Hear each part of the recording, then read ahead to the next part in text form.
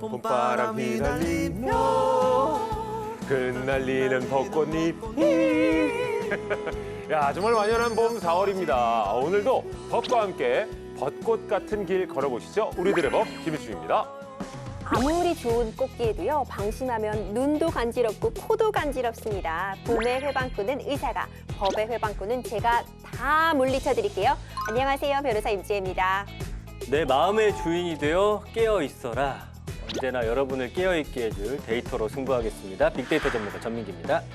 지나치게 맑은 물에는 고기가 없다. 그래서 제 주변에는 물고기가 없습니다. 오늘도 저와 함께 맑은 법 속에서 논의러 보시죠. 코미디언 김규입니다. 반갑습니다. 야, 반갑습니다. 반갑습니다. 예. 아, 지나치게 맑은 물엔 물고기가 없다. 예. 오늘 옷이 의상이 미스터 트롯을 그러면 꼭 벚꽃 엔딩을 불렀네. 그렇네요. 아유, 오늘 의상 괜찮습니다. 예. 따라갔습니다. 네, 근데 둘이 오늘 세트. 뭐니 해도 우리 앙드레 김 선생님이 예. 오늘 어깨가 많이 들어. 여기까지 다 어깨가 아니구나. 아니, 내 어깨예요. 아, 이거 제 아닌데. 어깨고. 근데 어쨌든 제가 한 말이 어디에 나오는지 아마 다들 잘 모르실 네. 거예요. 네. 내 마음의 주인이 되어 깨어 있어라. 어디에 나오죠? 이게 이제 중국 성리학자 홍자성에 어록인 책은담에 나오는 말인데 아이고. 사실 내 마음의 주인이 되는 순간은 꽤 있는 것 같은데 깨어있기는 좀 쉽지는 않은 것 같아요. 네, 뭔가 깨어있다라는 거는 늘 옳은 생각을 가지고 착한 행동을 하고 바르게 살아가는 거 뭐 이런 좀 느낌이 있어서 근데 법이라는 거는 우리를 좀 깨어있게 해주는 그런 도구가 아닌가 저는 이 프로그램 하면서 그런 생각을 해봅니다. 아니 뭐 책은담부터 아주 난리 났습니다. 근데 저는 뭐 멀리 갈 것도 없어요. 예, 화장실 갔다 왔는데 야, 거기 멋진 문구가 네. 예, 뭐죠? 멋진 문구가 딱 내 눈앞에 펼쳐져 있더라고. 뭐였죠? 나 뭔지 알 것 같아. 혹시 소금? 저 정말 좋아하지. 그거 일파만파 버틀었거든요. 나 그거를 사진으로 찍어놨어. 나도 찍어놨어. 무슨 내용이에요? 뭐였죠? 우리가요 음식을 먹을 때 소금으로 간을 해야지 소금에 음식이 빠져버리면 못 먹잖아요. 네. 그러니까 우리의 인생에도 욕망을 살짝 담궈야지 욕망 안에 우리의 인생이 들어가는 순간 끝이 난다. 류시와 시인의 글귀가 아, 기리 씨 역시 맑은 사람이야. 역시. 예. 소금 내용이 굉장히 좋았네요. 예. 자, 근데 우리 임 변호사도 법의 회방꾼을 예, 또 세상에 끊어주는 분 아닙니까? 법의 회방꾼 너무 많습니다. 네. 생각해보자면요. 요즘 경기가 어렵다고는 해도 식당에서 음식 잘 먹고 값 안 내고 도망가시는 분들이 있어요. 이런 거 다 법의 회방꾼이고요. 지금 전세금 제대로 돌려주지 못하는 전세 사기범들, 법을 교묘하게 피해가는 다 법의 회방꾼들이죠. 뭐 그런 범죄 이제 저지르는 분들도 저는 법의 큰 회방꾼이라고 보는데 국회에서 최근에 그래서 그 성범죄자나 마약 중독 그 전력자들이 자격증 취득을 좀 막는 그런 법이 하나가 통과가 됐는데 변호사님 이게 어린이집이나 보육교사 관련 자격인 거죠? 네, 맞습니다. 지난 2월 29일에요. 영유아 보육법 개정안이 국회의 문턱을 넘었습니다. 기존에는 유치원이나 초중등학교, 고등학교에서만 적용이 되었었던 그 성범죄 전과자, 마약 중독 전력자의 교사 자격 금지 요건이요. 어린이집 원장과 보육교사에까지 확대되는 내용을 담고 있습니다. 원래 이 성범죄자나 이 마약 중독자들은 이 아동기관 관련된 곳에 취직을 할 수 없는 거 아니었나요? 네, 맞아요. 아동 청소년 성보호에 관한 법률에 따라서 취업 제한 명령을 선고받은 성범죄자는 최대 10년의 기간 동안 이제 아동 청소년 관련 기관에 종사할 수 없도록 되어 있고요. 아동 청소년 관련 기관의 장은 종사자를 채용할 때 의무적으로 성범죄 전과 경력 조회를 실시하고 이 조회 의무를 위반하는 경우에는 500만 원 이하의 과태료도 부과하도록 되어 있습니다. 야, 근데 어린이집이 빠져 있었다는 게 굉장히 놀랍고 당황스러운데 어쨌든 지금이라도 적용이 됐다니까 다행이라는 생각이 듭니다. 사실 어린아이를 대상으로 하는 또 성폭력도 의외로 많더라고요. 경찰청 자료를 보니까 2019년부터 23년까지 만 6세 이하 아이들을 대상으로 벌어진 성폭력이 평균 140여 건이나 되더라고요. 2023년 한 해 동안만 해도 165건이 발생할 정도로 어린이 성폭력 사건이 끊이지 않고 있는데요. 그 작년 3월 여성가족부 발표에서도 여전히 80여 명의 성범죄 전과자가 어린이집 그리고 학원 등 이 아동 청소년 관련 기관에서 근무를 하고 있다. 이렇게 끔찍한 사실이 드러났거든요. 지금이라도 통과가 돼서 정말 천만다행이라고 생각합니다. 네, 앞으로 이 어린이집뿐만 아니라 법에 사각지대가 또 없나 좀 찾아봐야 될 것 같습니다. 저도 어렸을 때 사실 그 오락실에서 조금 좀 아직도 기억나는 안 좋았던 기억이 있거든요. 그래요. 그래서 아이들이 있는 그런 곳들을 좀 잘 살펴봐야 되지 않나 그런 생각이 듭니다. 그러네요. 이 시행은 언제 되는 건가요? 6개월의 기간이 필요하니까 아마도 이제 하반기부터 시행이 될 것으로 보이는데요. 올해 하반기부터는 흉악 범죄자들이 뭐 어린이집 원장이나 보육 교사가 되는 일이 없어져서 어린이집의 그런 범죄 안전망이 한층 강화될 것으로 예상이 되고 있고요. 지금 기리 씨 말해주신 것처럼 사실 더 찾아야 될 필요가 있을 것 같아요. 특히 학원, 뭐 사교육 시설, 체육 시설 이런 뭐 곳에서도 위반 사항이 충분히 확인될 수 있기 때문에 철저하게 관리를 하고 관련 단체 대상으로 성범죄자 등의 취업 제한 안내, 홍보 이런 부분이 대폭 강화될 필요성이 있어 보입니다. 야, 정말 우리 아이들의 곁에 성범죄자가 있다라고 생각하면 너무 끔찍합니다. 이 법이 시행되기 전이라도 정말 채용할 때 그 이력은 꼼꼼하게 체크를 해서 지금부터라도 조치를 취해야 하지 않을까 생각을 해보고요. 자, 그런 의미에서 오늘 특급 전문가와 함께할 응답하라 21대 국회에서도 누군가를 지켜낼 통과법이 기다리고 있습니다. 어떤 내용인지 화면으로 먼저 확인해 보시죠.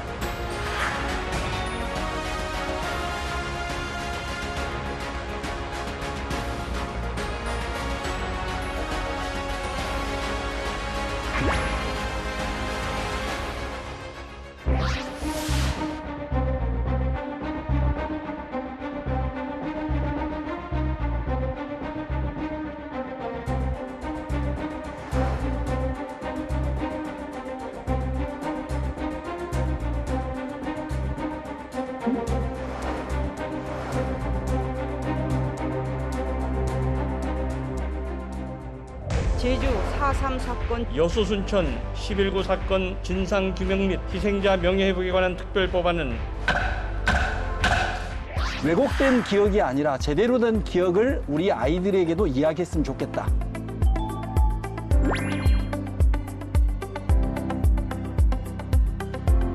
제주 4.3 항쟁의 피해로 한 3만 명 정도 추정을 하고 있습니다. 제주에서는 비일비재했던 폭정의 시대였던 거죠.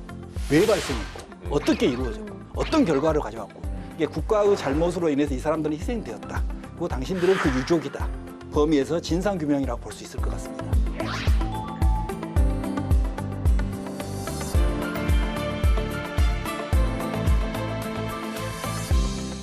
우리의 뼈아픈 현대사에 숨겨진 비밀은 내가 밝힌다. 오랜 시간 여순 항쟁의 진실을 밝히기 위해 애써오신 분입니다. 자, 이 시대를 대표하는 역사학자 주철이 박사 모셨습니다. 어서 오십시오. 반갑습니다. 반갑습니다. 예, 절입니다. 예, 반갑습니다. 박사님.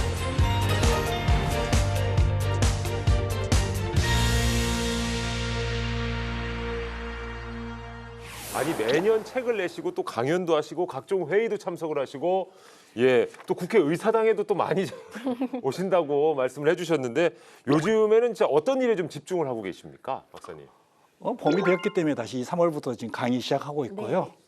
가장 설레인 것은 이제 최근 제가 책을 또 마무리해서 아마 일주일 후에 정도 또 책이 발간될 걸 설레이게 기다리고 있습니다. 어떤 책인가요? 이번에 책은 이제 제목은 대한민국의 봄이고요. 네. 이게 이제 우리가 대한민국이라는 것이 1948년 8월 15일 날 정부가 수립됐습니다. 네. 그럼 이 정부를 수립하고 나서 이제 우리는 현재까지 헌법을 9번 개정을 했습니다. 이 헌법을 개정했다는 말은 당시 시대 정신이 달라졌거나 정치 상황들이 변화가 돼서 개정이 이루어진 거죠. 그래서 이 책 속에 9번의 개정을 통해서 보여지는 현대사를 다루고 있습니다. 그렇군요. 영화에 이제 서울의 봄이 있다면, 예. 그죠? 이제 도서에는 대한민국의 봄. 네. 우리가 챙겨봐야 될 것 같습니다. 정말 언제나처럼 우리의 역사 또 현대사를 바로잡는 일을 하고 계신데 오늘이 또 4.3 항쟁 76주년이 되는 아주 뜻깊은 날입니다. 제주 4.3 기념식엔 그러면 매해 좀 참석을 하고 계세요? 예, 거의 대부분 매해 참석을 하고 있고요. 이제 가장 기억에 남는 아마 기념식은 2006년 당시 이제 노무현 대통령께서 예. 처음으로 제주 4.3 기념식에 참석하셨습니다. 그러면서 국가가 저질렀던 것에 대한 사과를 하셨죠. 그게 가장 기억에 남고요. 당시에 이제 아픔을 통해서 우리가 좀 통합하자 이런 이야기들이 많이 전달되고 있습니다. 아, 그렇군요. 교수님 책들을 보면요, 상황이나 그 사례들이 정말 구체적으로 묘사가 되어 있습니다. 이런 상황들 다 직접 조사하시는 건지 그 과정에서 굉장히 어려움도 많으셨을 것 같거든요. 이제 우리가 보통 역사는 사료로 이야기한다고 합니다. 근데 이제 제가 연구하고 있는 현대사는 지금 우리가 살고 있는 시대입니다. 그럼 다시 말하면 역사적 사건에 관련자들도 있고 네. 또 간접적으로 경험하신 분들도 많습니다. 역사적 사건과 관련 있는 분들의 이야기를 들어봐야 되고 그 속에서 상황의 이해들을 정확히 해야만이 좀 더 사실관계에 접근한다고 보고 있기 때문에 어려운 작업이지만 되도록이면 모든 분들을 만나 뵈려고 노력하고 있고 좀 디테일하게 작업을 하고 있습니다. 이제 박사님 뭐 강연이나 토크 같은 것들이 SNS에서 이제 흔히 볼 수가 있는데 그걸 보고서나 또 우리 또 부모님 세대들한테 이런 아픈 현대사에 대해서 얘기를 들으면은 이게 과연 대한민국에서 일어난 일인가 막 싶을 정도로 정말 마음이 좀 복잡해지는데 강연 하시면서 가장 많이 듣는 질문 같은 게 있으신가요? 어찌됐든 간 우리가 대충 알고 있는 현대사라는 것은 좀 한쪽으로 기울어져 있는 저는 운동장이라 생각하고 있습니다. 그래서 강의를 하고 나면 대부분의 청중들이 놀랍다는 반응이 가장 많습니다. 놀랍다. 너무 우리가 몰랐다. 그러니까 좀 더 우리가 나은 사회를 위해서는 과거의 문제들이 좀 해결돼야 되는데 해결되지 않는 이유들에 대한 이제 많이 물어보시고요. 그러면서 이제 좀 더 청중들이 우리가 현대사에 대해서 이해를 하고 싶어 합니다. 그래서 이제 이런 것들에 대한 질문이 좀 많은 것 같습니다. 아, 그렇군요. 네. 자, 누가 뭐래도 정말 제주 4.3 여순 사건을 폭넓게 연구하고 조사하고 또 진실을 파헤치고자 노력하시는 우리 박사님 모시고 지금부터 이제 관련 법들을 밀도감 있게 저희가 얘기를 나눠볼 텐데요. 자, 주제부터 살펴보겠습니다. 네, 응답하라 21대 국회, 21대 국회가 응답한 오늘의 통과법 주제는요. 현대사, 큰 상처가 아무는 그날까지 봄을 부르는 특별법, 바로 개정된 제주 4.3 사건 특별법과 제정된 여수 순천 사건 특별법입니다. 네, 이 제주 4.3과 여순 사건, 항쟁이라는 표현을 저희가 씁니다만 이제 법률상으로는 제주 4.3 여순 사건으로 명시가 돼 있기에 앞으로도 그렇게 저희는 지칭을 하도록 하겠습니다. 김기리 씨가 이제 우리 현대사에 관심이 굉장히 많은 걸로 알고 있어요. 관심이 많아야죠. 네. 관심이 네, 많아야죠. 사실 저는 이제 최근에 개봉한 뭐 서울의 봄이라든가 그런 영화나 아니면 소년이 온다 그런 책들을 보면서 저는 오, 이런 일이 이 땅에서 일어났구나 예. 이런 공감을 많이 하게 됐거든요. 야, 정말 대본에도 없는 그 도서 이름을 직접 읽어보셨나 봐요. 소년이 온다? 네네. 오, 5.18 민주화 운동에 관한 이야기네. 누가 선물로 줘서 봤는데 네. 아직 이 시대에 살아가는 사람들이 이 아픔을 겪고 살아가는 거야?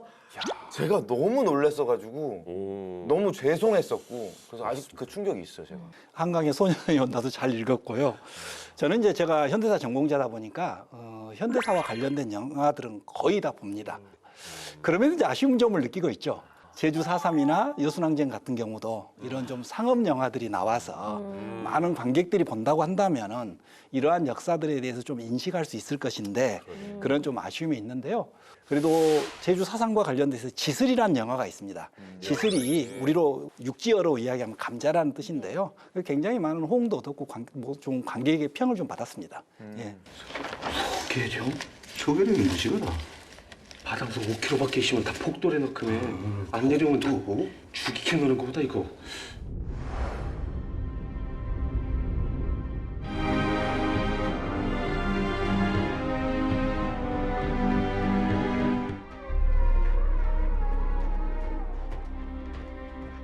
아이고 어떻게 지술 가지고 어디가? 아이고 삼촌. 아이고 아이고 막 잘. 아이고 고맙다야. 진짜 이 형은 최고야. 사실 이렇게 세상이 많은 관심을 갖게 되면은 당연히 더불어서 국회도 이에 대한 관심을 갖게 되잖아요. 제주 4.3 사건에 이어서 이제 여순 사건 특별법이 21대 국회에서 제정이 됐습니다. 이 법들 상당히 의미 있다고 볼 수 있겠죠, 교수님. 어찌됐든 법이 만들어졌다는 것은 당시 국가가 행위했던 것들에 대한 어떤 반성적 측면들, 그러니까 잘못이 있었다는 걸 인정하는 측면들이 있는 거거든요. 그런 점에서 이제 이 특별법을 좀 들여다봐야 될 것 같고요. 이 법에 저는 가장 큰 평가라는 것은 제주 4.3이나 여순에 대해서 좀 더 새롭게 인식할 수 있고, 좀 다시 한번 들여다봐야 되겠다. 이제 이런 것들이 생겼다라는 점에서 저는 이 특별법이 제정되고 계속 개정되는 부분들이 큰 평가를 할 수 있다고 보여집니다. 맞습니다. 정말 인식의 변화가 모든 변화의 시작이 될 수 있을 것 같은데요. 자, 봄을 부르는 특별법. 그렇다면 핵심 내용을 키워드로 저희가 살펴보면서 또 보완점은 무엇이 있을지도 알아보도록 하겠습니다. 자, 첫 번째 키워드 말씀 주시죠. 네, 봄을 부르는 특별법. 그 첫 번째 키워드는 단 한 명의 억울한 죽음도 없게 하라로 개정된 제주 4.3 사건 특별법입니다. 네. 예, 아시는 분들은 이제 아실 수 있겠습니다만은 정확히 어떤 이제 사건인지 설명이 좀 필요할 것 같기도 해요. 1948년이었습니다. 어떤 사건이었죠? 1948년은 우리 대한민국이라는 역사에서 보면 굉장히 중요한 해지 않습니까? 8월 15일 대한민국 정부가 수립됐습니다. 그러면 이 대한민국 정부를 수립하기 위해서 전제 조건이 하나 있었습니다. 그게 뭐였냐면 50총선거였습니다. 네. 총선거를 통해서 국회를 구성하고 그 국회에서 헌법을 제정해서 대한민국 정부가 탄생한 거죠. 근데 이 50선거가 남한만 해서 총선거였죠. 이게 남한만의 총선거라는 건 다시 말하면 북한과 남이 각각의 다른 정부가 들어서면서 분단이 될 수밖에 없는 이런 의미가 담겨 있는 거지 않습니까? 네.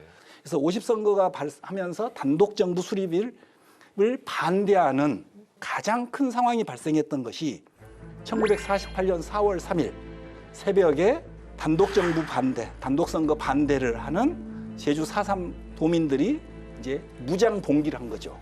이걸 우리가 일반적으로 제주 4.3 사건, 제주 4.3 항쟁 이렇게 부르고 있죠. 네. 그러니까 뭐 어떤 아버지는 딸한테 뭐 무슨 일이 있나 해서 나갔다가 총살당해서 죽기도 하고요. 또 어떤 집은 온 가족 남성들이 다 끌려 나가가지고 죽음을 당하는 경우가 굉장히 많았다 이렇게 알고 있는데 대체 이제 어떤 일들이 벌어졌던 건지 뭐 한두 가지 사례 정도 좀 소개해 주실 수 있을까요? 제주 4.3 항쟁의 피해로 한 3만 명 정도 추정을 하고 있습니다. 그럼 3만 명이면 네. 당시 제주 인구의 10분의 1이 넘는 숫자입니다. 이제 한 가지 좀 예를 들어 보면 우리가 제주를 여행하게 되면 성산 일출봉을 가게 됩니다. 네. 많은 분들이. 그럼 성산 일출봉 앞에 보면 검은 모래밭이 있습니다. 네. 그 검은 모래밭이 터진목이라는 곳이거든요. 그 터진목이 1948년 11월부터 네. 49년 1월 사이에 200여 명이 집단 학살됩니다. 근데 왜 학살을 하냐? 당시 육지에서 내려왔던 서북 청년단들이 이승만의 초상화를 들고 각 마을 집집마다 다니면서 강매를 합니다. 근데 먹고 살 것도 없는 상황에서 그 사진을 살 수가 없는 거죠. 이게 마을 청년들이 이걸 거부합니다. 이 거부한 청년들을 전부 잡아다가 그 성산 일출봉 앞 터진목에서 집단 학살을 해버립니다. 이게 이러한 일들이 1948년, 49년 이 시기에 제주에서는 비일비재했던 폭정의 시대였던 거죠.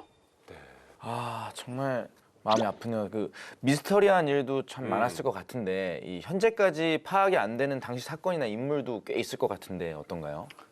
당연하죠. 지금 현재 제주에서 한 3만 명 정도 희생된 숫자 중에서요. 현재 이제 특별법이 만들어지면서 위원회가 활동을 했습니다.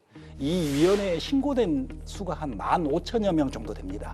이게 절반 정도만 지금 현재 이제 신고가 된 것들입니다. 왜 이렇게 절반만 됐을까를 생각해 보면 우선 아까 말씀드린 가족이 전 몰살이 돼버린 겁니다. 신고할 사람이 없는 거죠, 일단. 또 한 가지는 아직까지도 그 1948년, 49년에 제주를 폭정 시대로 가져갔던 반공이란 그 이념이 무서워서 신고를 못한 사례들이 너무 많습니다. 예. 그러다 보니까 이제 당연히 밝혀지지 않는 것들, 아직까지 좀 더 조사가 필요한 것들이 많이 나올 수밖에 없고 좀 그런 상황인 것 같습니다.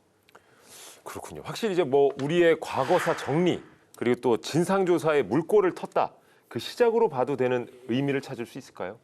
이제 우리나라 과거사의 운동은 이제 우리가 문민정부라고 하는 김영삼 정부 시절에 네. 1995년에 5.18 광주 민주화 운동 관련 특별법이 처음 우리나라의 과거사와 관련된 특별법입니다.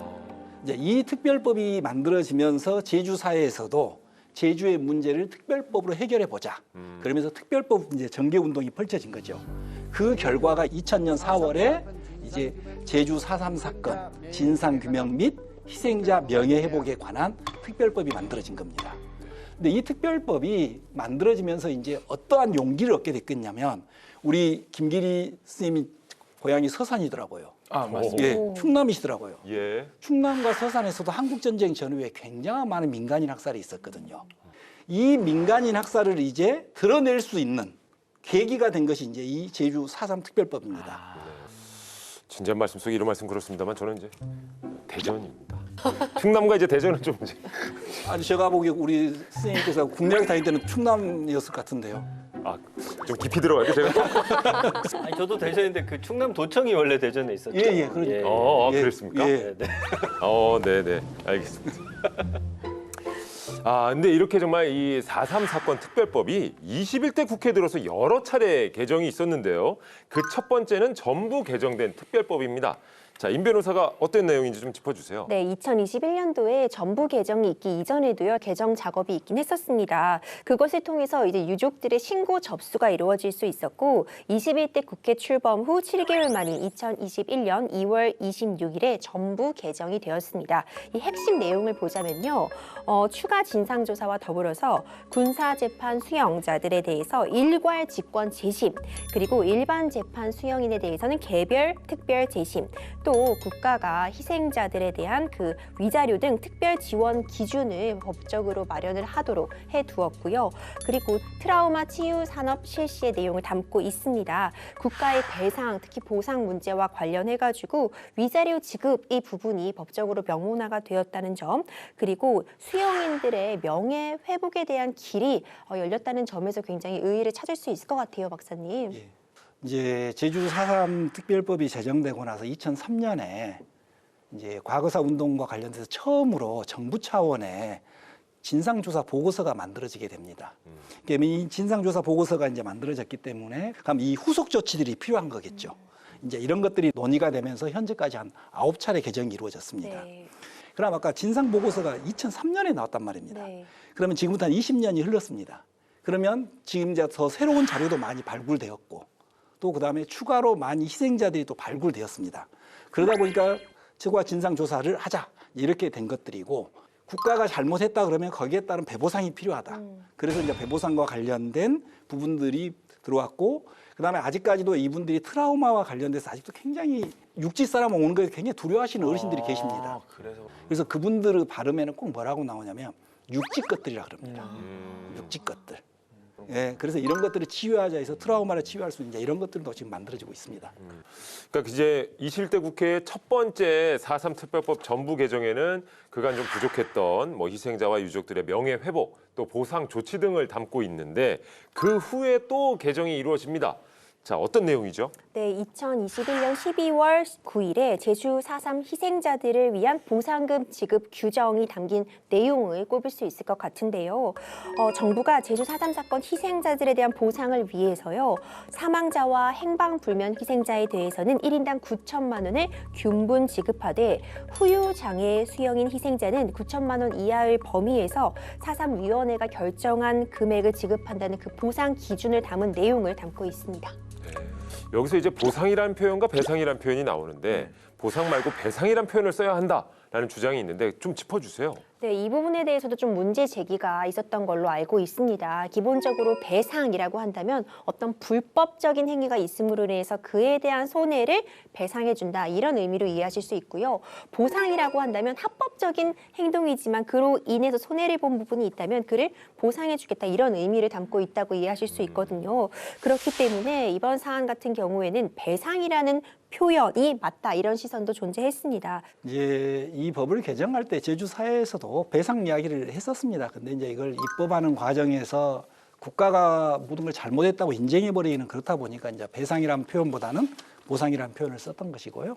그리고 유족들 입장에서 한번 생각을 해보면 이 9천만 원을 받는다고 해서 그때 억울하게 돌아가셨던 분이 살아오신 것도 아니잖아요. 네. 그리고 70여 년 동안 그분들이 당했던 그 상처가 아물어진 것도 아니잖아요. 그러지만 국가가 배보상을 했다라는 것은 국가 차원에서 잘못을 인정했다. 그 점들을 가지고 이제 유족들이 큰 좀 위안을 갖고 있고 그나마 국가가 국가의 책무를 하고 있구나 이렇게 느끼고 있는 것이죠. 그 제주 4.3 수영인 명부를 보면은 그때 당시에 이제 불법 군법 회의로 인해서 수영 생활한 피해자가 무려 2,530명이고요.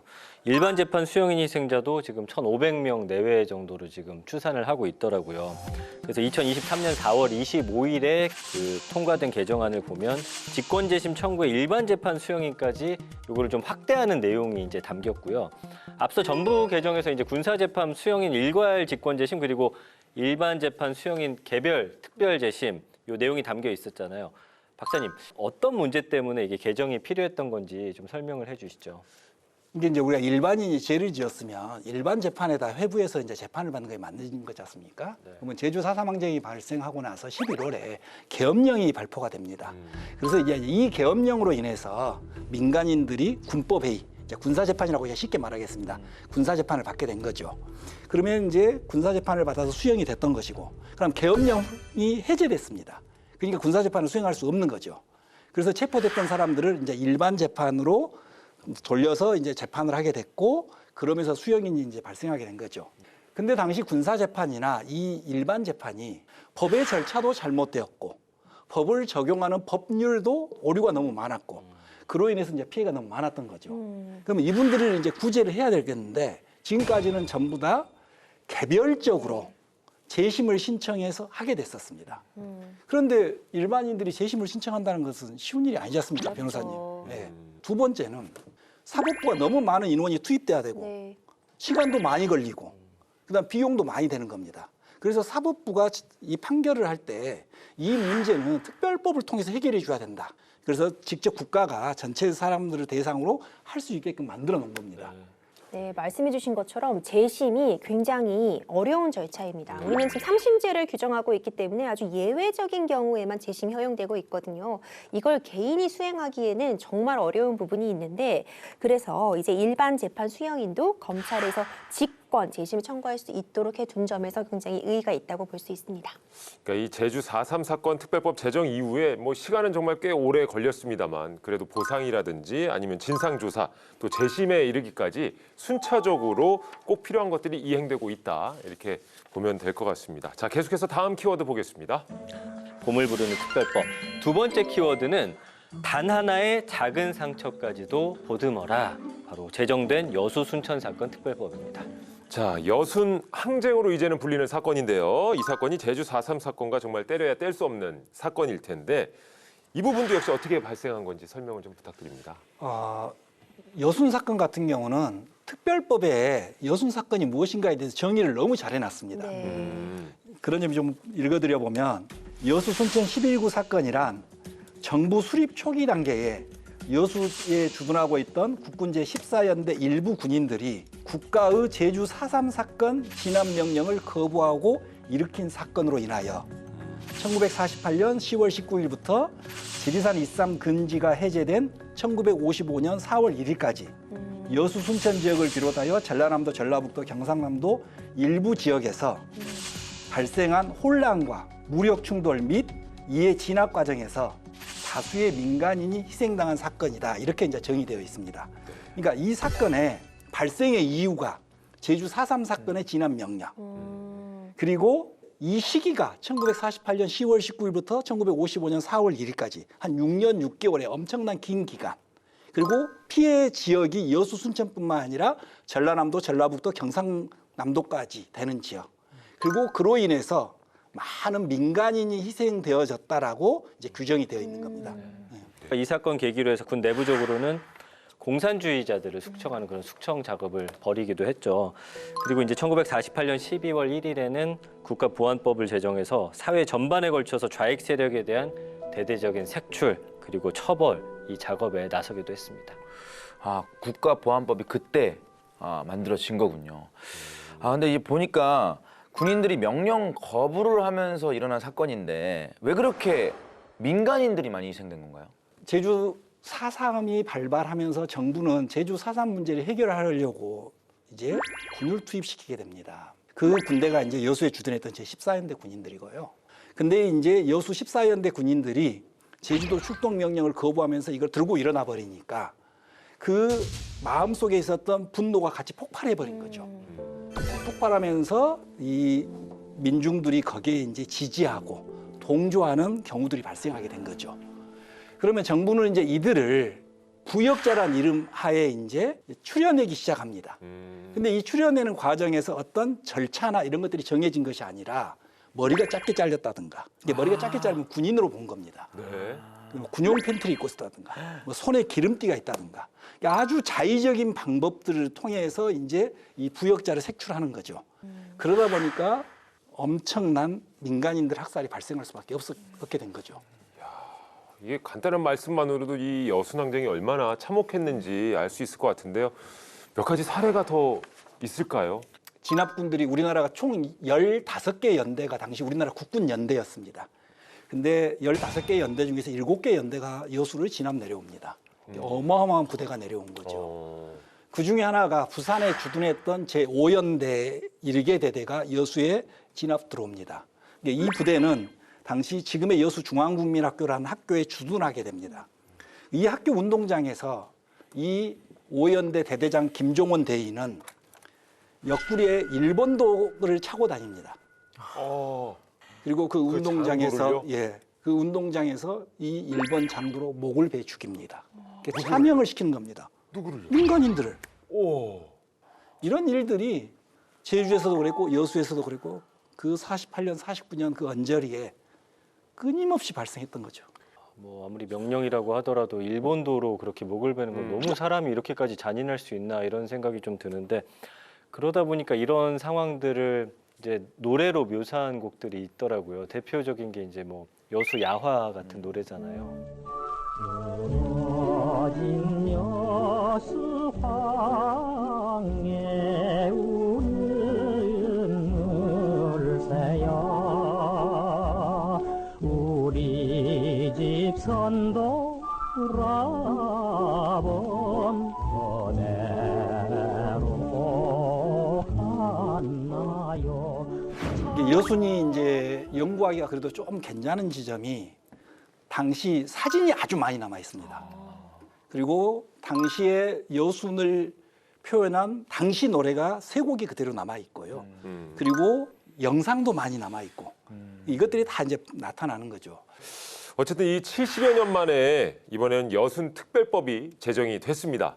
핵심 내용을 좀 짚어주세요. 네, 여순사건 특별법은요, 2021년 6월 29일 통과해 시행이 됐습니다. 앞서 이 법에서 이 정의 조항도 잘 마련되었다고 말씀 주셨는데 목적을 살펴봐도 이 법의 취지 확인이 가능합니다.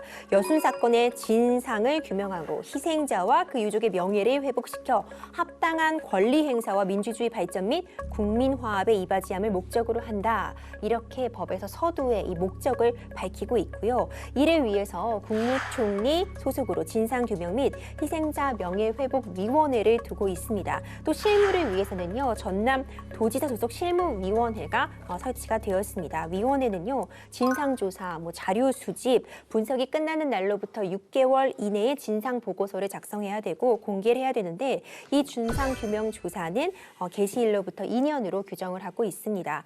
또 희생자 또는 유족 중에서 치료를 받아야 하거나 평상시 간호 또는 보조 장구 사용이 필요한 사람들에게는 의료 지원금이라든가 생활지원금을 지급할 수 있는 근거도 마련해 두었습니다. 예, 그러니까 이 4.3 특별법 제정 때처럼 상징적인 의미를 담고 있는 제정법이라 볼 수 있을 텐데 진상규명이 가장 중요할 것 같습니다. 예, 이 법에서도 가장 먼저 표현하고 있는 게 진상규명입니다. 그럼 이제 진상규명은 좀 2가지 측면으로 봐주셔야 될 것 같습니다. 한 가지는 이 사건이 왜 발생했고 어떻게 이루어졌고 어떤 결과를 가져왔고 그리고 대한민국에 어떤 영향을 줬는가. 그래서 이런 것들을 이제 종합적으로 담는 진상규명이 하나 필요하고요. 2번째는 이제 희생자들에 대한 진상을 밝혀내야 되겠죠. 왜 이 사람들이 죽었는가? 그러면 누가 죽였고 이런 것들을 담는 이제 진상보고서가 2가지를 가지고 담아내야 되고요. 그런 측면에서 또 한 가지 이 위원회는 중요한 임무를 띠고 있습니다. 어떤 걸 띠냐면 희생자와 그 유족을 결정해 주는 일입니다. 이게 국가의 잘못으로 인해서 이 사람들은 희생되었다. 그리고 당신들은 그 유족이다. 이 결정하는 일까지가 이제 어찌 보면 큰 범위에서 진상규명이라고 볼 수 있을 것 같습니다. 근데 박사님, 현재 이 자료를 보니까 신고된 건수가 7,300여 건인데 희생자 유족으로 결정된 사례가 불과 430여 건밖에 안 되더라고요. 왜 이렇게 차이가 많이 나는 거예요? 지금까지 한 7,400여 건 정도가 이제 신고가 접수가 이제 마무리가 됐습니다. 신고 접수는.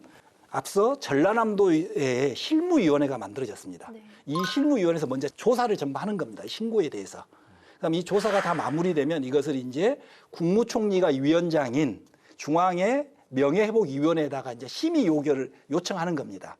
근데 이제 이러면 먼저 전라남도에서는 좀 지금 어느 정도 조사가 한 2,500여 건 정도 조사가 이루어졌습니다.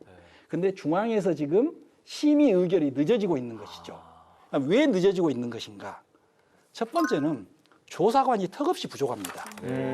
이게 이 7,300여 건을 심의 의결하는 조사관이 3명밖에 안 됩니다. 그러다 보니까 턱없이 지금 430여 건 정도밖에 심의 의결이 안 됐던 것이고요. 위원회는 임기가 2년입니다.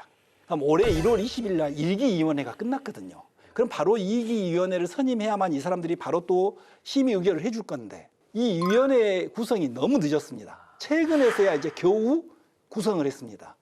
그런 이유들로 인해서 지금 현재의 굉장히 지금 심의 의결이 저조한 상태입니다. 그렇군요. 앞으로 해나갈 일들이 굉장히 많은 것 같습니다. 예. 뭐 지금 법에는 빠져 있지만 배상 문제도 이제 거론이 돼야 될 것 같고 앞서 이제 제주 4.3 그 특별법만 봐도 계속해서 개정이 수차례 이루어져 있었거든요. 어떤 점들이 보완돼야 한다고 보세요? 가장 이제 시급한 문제가 올 10월까지가 조사 기간입니다. 다 해야 됩니다. 당장 조사 기간을 늘리는 것부터 개정이 이루어져야 되겠죠. 그리고 이제 뭐 꼭 제주 4.3처럼 9번을 개정할 필요는 없지 않습니까? 제주 4.3이 했던 사례들을 우리가 잘 분석을 해서 같이 할 수 있는 것들은 해야 된다. 그럼 첫 번째가 이제 배보상 문제를 당연히 개정해야 될 것이고 제주처럼 특별 재심 제도도 도입을 해야 될 것으로 이제 보여집니다. 자, 오늘 이렇게 정말 주 박사님과 함께 결코 잊지 말아야 할 우리의 현대사 관련 법들을 살펴봤습니다. 어떠셨어요, 세 분은? 아, 정말 마음이 무거워지는 그렇죠. 시간이었는데 네. 돈으로 사실 뭐 그분들이 위로가 되는 건 아니기 때문에 저 같은 사람들도 이렇게 저 사실 너무 몰랐거든요. 여순항쟁은 특히 제가 잘 몰랐습니다. 그래서 반성하면서 이분들 그냥 마음을 제가 아는 것만으로도 조금이라도 좀 위로가 될 수 있겠다는 생각이 들면서 앞으로도 저도 많은 관심을 가져야겠다는 그런 생각이 듭니다. 네. 네. 그 산티아나라는 역사가가 이런 말을 했더라고요. 발전은 변화가 아니라 기억에 달려 있다. 사실은 저는 좀 이게 정치적인 이게 상황에 몰려서 이거를 좀 다른 주장을 하는 부분 좀 안타깝습니다. 역사는 있는 그대로 우리가 사실 그대로를 밝히고 피해자가 있다면 그분들의 마음을 좀 어루만져주는 게 먼저인 것 같고요. 그래야만 이런 아픈 역사가 되풀이되지 않을 수 있다라는 생각이 들어서 좀 이런 작업들이 좀 더 빨리 이루어지고 적합한 그런 일들이 좀 이루어졌으면 좋겠습니다. 네, 말씀해 주신 것처럼 어떤 분들은 역사와 법이 같이 갈 수 없는 것이라고 보는 분들도 계시는 것 같아요. 역사는 다양한 사건들을 담고 있고 이 법은 뭔가 현재를 사랑하는 우리에게 필요한 것이다. 이렇게 생각할 수도 있겠지만 과거에 미진한 부분이나 잘못된 부분이 있다면 결국 현재에 와서라도 법을 통해서 이 부분을 제대로 이해해보고자 노력하고 조금이라도 피해를 보상할 수 있는 부분은 이제 흘러간 역사가 아니라 현재를 살고 있는 우리와 우리가 만드는 법이 해야 될 일이라는 생각이 들거든요. 박사님께서 지금처럼 쭉 연구해 오시는 것처럼 역사적 사실들이 제대로 그 가치를 인정받을 수 있도록 앞으로도 계속 힘써 주시기를 바라겠고 저도 법을 공부하는 사람으로서 점점 이런 법들이 정말 피해자와 유족들에게 도움되는 방향으로 좀 만들어지기를 저도 기대해 보겠습니다. 예, 우리 역사학자로서 또 우리 주철희 박사님께서 정말 타고난 숙명이신 것 같다는 게 예, 태어난 날짜를 찾아보니 3월 1일이세요. 우와. 예, 이건 어떻게 보면 좀 역사적인 소명이 아닌가 이런 말씀 좀 드려보고요. 제가 또 결혼할 사람이 3월 1일이 생일이기 때문에 예. 그때마다 제가 또 박사님을 기억하면서 함께 떠올려야 되겠고. 함께 여순항쟁도 네. 기억하고 그러니까. 예우로 바치겠습니다. 고맙습니다. 예, 3.1절도 절대 못 잊겠네요. 그럼요. 네. 주철희 박사님의 생신 날이거든요. 네네. 자, 그리고 이제 국회에 바라는 점도 한 말씀 해주세요. 대한민국 헌법 제1조는 대한민국 민주공화국이다. 대한민국의 주권은 국민에게 있고 모든 권력은 국민으로부터 나온다. 이게 민주주의와 주권 재민을 이야기하고 있거든요. 그러니까 우리가 민주주의를 하고 있지만 우리는 대의민주주의 체제를 갖고 있습니다. 그다음 이 대의민주주의 체제에서 우리는 대의기관인 국회나 또는 대통령이나 일부에게 우리 권력을 위임하는 상태로서의 정치 형태거든요. 근데 우리는 이 현대사를 잘 들여다보시면 이 권력자들이 국민을 위해서 정말 봉사하기보다는 군림했던 시절들이 훨씬 많았죠. 그러면서 개인의 자유나 평등의 가치들이 억압받고 훼손되는 경우가 너무 많았습니다. 그것을 우리는 되살리기 위해서 저항할 수밖에 없었던 거죠. 그런 측면에서 우리가 현대사를 좀 들여다봐보고 여순이나 제주 4.3도 들여다볼 필요가 있다는 겁니다. 대의기관인 국회의원들이 좀 역사를 국민의 눈높이에 맞게끔 좀 바라봐 주기를 제발 부탁드리고 싶습니다. 오늘 주제가 정말 좀 뼈아프고 묵직한 주제였습니다만 그래도 우리 주철이 박사님 덕분에 그 의미와 과제들이 잘 전달이 된 것 같습니다. 오늘 정말 함께해 주셔서 감사합니다. 저도 여러분들 뵙게 돼서 너무 반가웠고 즐거웠습니다. 감사합니다. 감사합니다.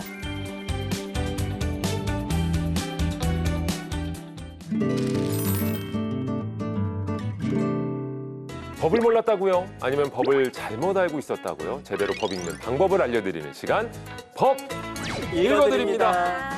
자, 보통 이제 기념일, 뭐 결혼 기념일이나 아니면 아내의 생일 이런 걸 이제 꼭 챙겨야 되는데 꽃다발만으로는 안 될 때가 있습니다. 그럼요. 어떻습니까? 임주혜 변호사의 남편분은 다른 거 좀 준비하세요? 꽃다발이라도 보내주면 다행일 때가 좀 많은 것 같은데 기본적으로 이제 꽃다발 하면 일단 카드 들어있기 전 좀 원하는 편이고요. 카드? 네. 신용카드요?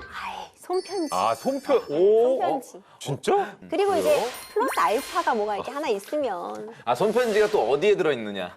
아니 농담이고 전 얼마 전에 유치원 다니는 저희 아들 공연이 있었는데 왜 공연 끝나면 꽃다발 들고 왜 사진 하나 찍고 싶잖아요. 그렇죠. 근데 이 아들이 꽃에 뭐가 관심이 있습니까? 그래서 꽃 대신해가지고 꽃다발 모양으로 이렇게 막대 사탕 꽂아가지고 가서 만들어줬더니 친구들 하나씩 나눠주고 너무 반응 좋더라고요. 아, 아이디어 좋네요. 아이디어 좋았죠. 예. 요새는 꽃 인형 다발이라고 해요. 오. 꽃 요렇게 다발한 것처럼 해서 그 안에 인형을 잔뜩 꼽아서 주면 아이들이 좋아하죠. 좋아하더라고요. 그리고 요새는 케이크를요, 한우로 네. 꽃다발 모양을 만들어서 줘요. 우와. 한우로. 빨간 빛이니까. 와. 그거 이제 통째로 구워 먹으면 되는 거예요? 네, 이게 하나씩 펴서. 펴서? 네네. 야, 이렇게 연령층에 맞게 또 각자의 또 기호에 맞게 네. 다양한 다발들이 유행을 하는 것 같은데 자, 오늘 이 특별하게 제작된 꽃다발 때문에 벌어진 일이 또 있다고. 이게 또 무슨 일이 벌어졌을까요? 심지어 법적 시비까지 갔다고 하는데 자, 사연으로 만나보시죠. 어머 너무 이쁘다. 길순이 너는 진짜 손재주까지 있어. 얘 넌 정말 뭘 해도 잘하는구나. 아니야. 다 우리 공방 선생님이 가르침이 훌륭해서 그런 것 뿐이야. 아, 우리 길순이 정말 좋겠어. 얼굴도 너무 잘 만들어지고. 그지 친구? 부럽니? 그래, 난 성형 미인이 아니라 성형인이다. 아 우리 길순이 정말 솔직해. 그래서 사람들이 널 좋아한다니까.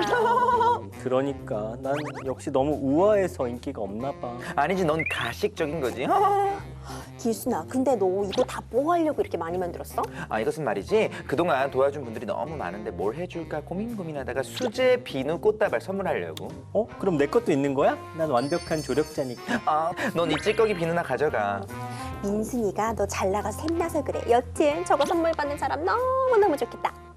그리고 몇 달 후. 여보세요? 김길순 씨 맞습니까? 네, 김길순입니다. 누구시죠? 아, 여기는 환경부예요. 최근에 비누 100개 제작해서 지인들한테 꽃다발로 선물하셨죠? 뭐 환경부까지 소문이 난 거야? 참고로 전 못 받았답니다. 야, 그 입 좀 다물어! 거기까지 소문이 났어요? 이놈의 인기는. 아, 저 인기는 잘 모르겠고요. 그 수제 비누 선물하시면 안 돼요. 불법입니다. 신고 들어왔어요. 네, 신고요? 아, 뭔 비누 꽃다발 선물이 불법? 아, 정말 장난잖아요. 저 지금 돈 받고 판 거 아니거든요. 불법? 오 마이 갓, 너 범법자 된 거니? 어머머머머, 어쩌니 우리 길순이? 아, 친구분이 되게 좋아하시는 것 같은데 자, 그거 막 주고 그러면 저 화장품법 위반입니다. 화장품법 위반? 아니, 뭔 법이? 그냥 선물일 뿐인데 전 정말 몰랐어요. 저 그러면은 이제 앞으로 콩밥 먹나요? 아, 콩밥 원하세요? 아, 일단 나오세요. 자, 처벌할지 어쩔지 좀 봅시다. 자, 이렇게 해봤는데 옆에서 아주 깐죽거리는 연기가 대단하십니다. 야, 저 놀랬어요. 예. 요번에는 조금 이건 내 영역이다. 제가 잘할 수 있겠다 했는데 와, 너무 얄미우셔서. 역시. 이런 걸 생활 연기라고 하는 거죠? 얄미웠나? 많이 얄미웠습니까?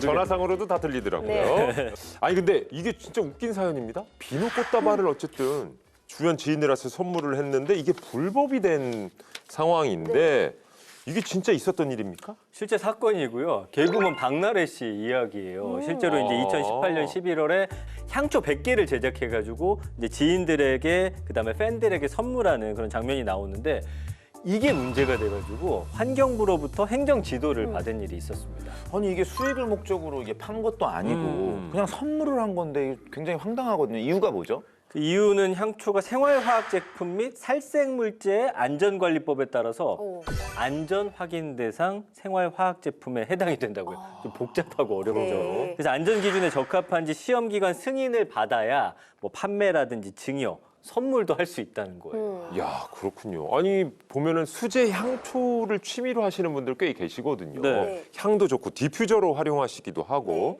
근데 이제 그런 것들을 판매도 아닌 선물을 하면 문제가 된다는 얘기군요. 그렇죠. 그게 왜 그러냐면요. 지금 말씀하신 향초나 디퓨저 같은 것은요. 공기 중에 이렇게 냄새를 퍼뜨리게 함으로써 어떤 생활에서 발생할 수 있는 그런 냄새들, 악취들을 제거하거나 아니면 지속적으로 좋은 향을 내도록 하는 것인데 이게 경우에 따라서는 호흡기에 중대한 영향을 끼칠 수도 있는 물질들이거든요. 그래서 이런 제품들을 우리가 생활화학 제품으로 분류를 하고 있습니다. 그래서 등록을 하지 않고 본인이 자발적으로 만들어서 이걸 판매를 해도 안 되고요. 선물을 하는 것도 불법적으로 지금 다뤄지고 있기 때문에 좀 주의가 필요합니다. 그래서 뭐 실제로 봉사단체라든지 원데이 클래스 같은 거 많거든요. 네. 여기서 이제 이런 거 만들어가지고 선물했다가 신고당하는 웃지 못할 일들이 실제로 많이 있었다고 하고요. 지금 이제 저희가 약간 각색하긴 했는데 수제 비누 이거 선물하면은 화장품법 위반이라고 했잖아요. 수제 비누 이거 역시도 그냥 줘도 불법인 거죠? 제가 지난 주말에 저희 초등학교 다니는 딸이랑 같이 수제 비누를 잔뜩 만들었거든요. 수제 비누를 집에서 만들어 보면은 이제 굳혀갖고 사용하면은 아이들도 즐거워하고 너무 좋은데 제가 정말 잔뜩 만들어서 드리고 싶어도 드릴 수가 없는 거였습니다. 이 수제 비누도요, 우리가 이 법적으로 보자면 2019년 12월부터 이제 화장품으로 분류가 됐어요. 그러니까 비누도 사실 우리 살에 닿고 직접 피부에 닿는 거기 때문에 어떤 영향을 끼칠 수 있는 물질에 해당을 한다고 보게 된 거죠. 이전에는 비누가 화장품이 아니라 공산품으로 분류가 되었을 때는 직접 뭐 비누 만들어서 뭐 판매를 하거나 아니면 선물을 해도 무방했다면은 이제는 화장품법 시행 규칙에 따라서요, 화장품 제조업과 책임 판매법 등록 등의 절차가 필요한 상황입니다. 이 선물용도 이제 문제가 되는군요. 그러면 이 업계에 종사하시는 예를 들어서 수제 비누를 만드는 걸 교육하시는 이런 분들도 여기 해당이 되는 건가요? 네, 마찬가지로 볼 수 있습니다. 뭐 수강생이든 이런 부분을 전문적으로 교육하는 강사님이든 마찬가지 내용인데요. 화장품 제조업 허가를 얻거나 뭐 관련 학위를 갖췄거나 전문 교육을 이수하고 시설을 갖추는 등 어떤 여러 절차들을 다 갖춰야지만 그 자격을 인정받을 수 있습니다. 그리고 만약 화장품 제조업에 대한 그런 허가를 받지 않고 제조하거나 판매하거나 유통을 하면 3년 이하의 징역 또는 3천만 원 이하의 벌금에 처해질 수도 있습니다. 자, 들어보니까 이 수제 비누 관련 화장품법이 바뀐 지는 꽤 시간이 흘렀습니다. 하지만 아직까지 그렇죠. 모르는 분들이 많으실 것 같아요. 자, 우리가 조금 더 주의해야 할 수제 제품 또 있을까요? 손소독제 주의하셔야 될 것 같아요. 왜냐면 코로나19 팬데믹 당시에 이 손소독제가 품귀 현상을 빚은 적이 있어요. 그래서 당시에 손소독제를 직접 만들어 쓴다 뭐 이런 방송도 나오고 그랬었는데 이 손소독제도 수제로 만들어서 선물을 하거나 나눔을 하면 불법입니다. 그래서 임 변호사님, 이거는 의약품이라서 그런 건가요? 정확히 표현해 보자면 이제 손소독제 같은 경우는 의약 외품으로 약사법에서 이제 분류가 되어 있습니다. 의약 외품이라는 건 뭐 생리대, 안대, 뭐 붕대, 반창고 이런 것들을 우리가 다 의약 외품으로 볼 수 있는데요. 그래서 이제 수제 비누 만들고 판매하고 하려면은 화장품 관련해 가지고 허가를 받아야 되는 것처럼 손소독제도 마찬가지로 의약 외품 제조업 및 판매업 허가를 받아야지만 가능합니다. 네. 자, 잘 따져보면 이제 수제품 중에 선물하면 안 되는 것들이 있는 것 같습니다. 제대로 알려주는 게 정말 필요할 것 같아요. 그러니까 좋은 의도로 내가 선물해 보완해주려고 만들었다가 좀 억울하게 이런 행정지도 같은 거를 받으시는 사례가 충분히 생길 수도 있을 것 같거든요. 근데 법의 취지는 충분히 공감할 수 있는 부분이 있는 것 같습니다. 내 몸에 닿는 것, 내 호흡기에 들어가는 것이 만약 나도 모르고 그랬지만 위험한 물질이 함께 첨가되어 있다면은 정말 건강에 위해를 끼칠 수도 있기 때문에 주의할 필요는 있겠지만 그렇다면 이런 부분이 좀 더 제대로 홍보가 될 필요성이 있어 보이거든요. 네. 그렇기 때문에 향초, 뭐 디퓨저, 수제 비누 이런 부분에 대해서 어떤 교육이 필요한지, 어떤 자격증, 어떤 허가가 필요한지 좀 곳곳에 잘 알릴 필요가 있을 것 같습니다. 네. 자, 오늘도 김기리의 법 읽어드립니다. 한 줄 평 부탁드리죠. 네. 지금 네, 완성이 됐습니다. 네. 허가 없는 수제 비누나 향초는 따뜻한 선의가 담긴 선물, 나눔이라도 불법 굳이 만들겠다면은 혼자서 사용해 주시면 감사하겠습니다. 네, 알겠습니다. 자, 아무리 좋은 선물이라도 그것이 법과 거리가 멀다면 나쁜 선물이 될 수 있는 거잖아요. 불법 수제품 내용 꼭 기억하시길 바라겠고요. 자, 오늘 준비한 내용은 여기까지입니다. 저희는 여러분이 꼭 알아둬야 할 법과 함께 다시 찾아뵙겠습니다. 우리들의 법 다음 시간에도 함께해요. 함께해요.